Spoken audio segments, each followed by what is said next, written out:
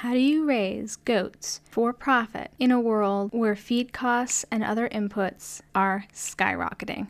Number 1, get goats from a breeder who shares your management system. So guys, whether you are supplementing with a lot of hay, grain, or not, and you're doing things more sustainably and regeneratively, either way, you need to find a breeder raising goats the way that you are or the way that you want to be. If you are working with goals of raising goats on pasture or in a wooded, foresty area and cutting back on supplemental feeding as much as you can, then you have to get your breeding stock from a breeder who is doing the same thing.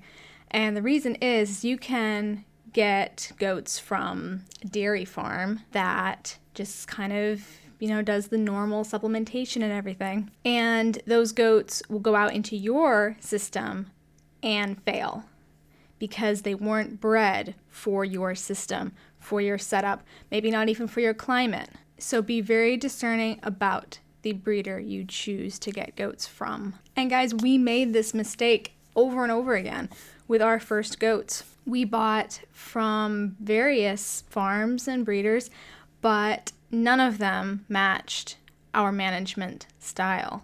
And as a result, most of those goats failed to thrive and ultimately cost us a lot more money because of that failure to thrive.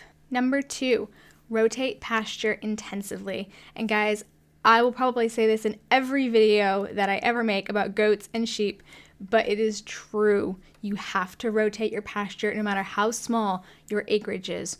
Rotate your animals daily. And this is not only an incredible environmental boost for your land, it also carries huge economic benefits. It's going to save you money, especially as you go along, because the rotational grazing will improve the quality of your land, your soil, your grasses, and in turn, the health of the animal as well, and will save you money on feed costs. So whether you're using electric wire or electric netting, which is especially effective for small acreage, rotate your animals through your pasture every day. And guys, I'm going to leave a link in the description to a free worksheet that will help you to take these principles and apply them to your pasture. And it's a PDF. You can print it out. It's absolutely free, and it will help you to get started implementing each of these steps.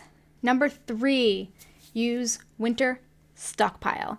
Now this depends on where you live, because not every area of America can do this. We can't really in our area of northern New England, but if you can do it, definitely work on it. It's basically the concept of leaving some area of pasture in the later part of the grazing season untouched.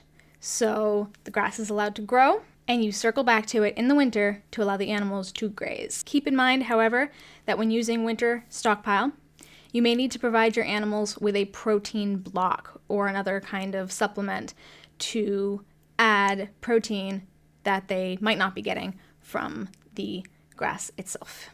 Number 4, bale grazing. Guys, bale grazing is a really important concept, and I'm specifically referring here to your off season. So any time of year where you can't rotate your animals through your pasture or grass just isn't growing, start bale grazing, especially in areas where you don't have good grass growth or there's exposed soil. Anything like that, bale grazing is gold. So you're basically going to allow the animals to, in winter or in the off season, graze on hay outdoors. And part of the reason this is so important, not just because of the benefits of bale grazing for the soil, but also in the winter, your animals are probably spending a lot of time in the barn or in a shed or in a dry lot.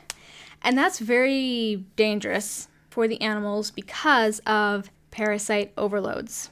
When animals stay in the same place for a few days, a week, a few weeks, or even months, as in many of our cases in the winter, they are being overloaded by parasites because they're not being rotated away from the parasites. So bale grazing, even on top of the snow, allows you to move the animals out of the barn, out of the dry lot, whatever your situation is, and for that time, getting them away from their manure where the parasites are hiding. Number 5, guys, this is a common mistake of new goat owners and even experienced goat owners, but it's very important to understand. Only deworm when needed. By this I mean you analyze your individual animals and you only deworm those animals when they need it. So if you're using FAMACHA scoring, where you check the color of the eyelids to use as a gauge for parasite levels, or if you're doing fecal counts, that's a very, very good method of checking for parasite levels. But don't deworm unless the individual animal needs it. And here's why. Some people will deworm as a preventative. So they'll deworm when the animal doesn't actually need it. And what this can do in many cases is cause the parasites to become impervious to the wormer that you're using. So only deworm as it's needed by an individual animal and keep the animals off of the pasture for a few hours a day just to make sure that they're shedding those parasites into a dry lot and not on pasture. Because any parasites that survive that dewormer that they shed in their manure are now impervious to the wormer that you used. So it's best if they can shed those onto a dry lot and not on pasture. Number 6, and guys, this is very important when you are planning to make a profit from your goats. You need to be vigilant about your selective breeding, your genetic selection, and cull animals that require too much input. And this could look different depending on your situation and your goals, but too much input could look like they require frequent hoof trimming, or they simply require more grain than the next doe. Whatever it looks like for you, maybe they need to be dewormed too often and they're just a weaker animal. Whatever it looks like, cull animals that are not advancing your genetic goals.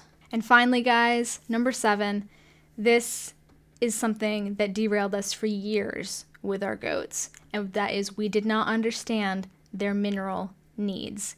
Goats have complex mineral and nutritional needs, and you have to understand those needs in order to have a herd that is going to thrive and has any chance of making a profit. I'm not going to get into all of the requirements in this video because that would be a video in itself, or 2. But do your research and understand their mineral and nutritional needs, because even on pasture, you have to make sure, especially with the mineral needs, that they are getting what they need. All right, guys, make sure to check out the free worksheet in the description for more information on this and to print it out, have it where you can look at it. And if you have any other questions, leave them in the comments, and I'll see you in the next video.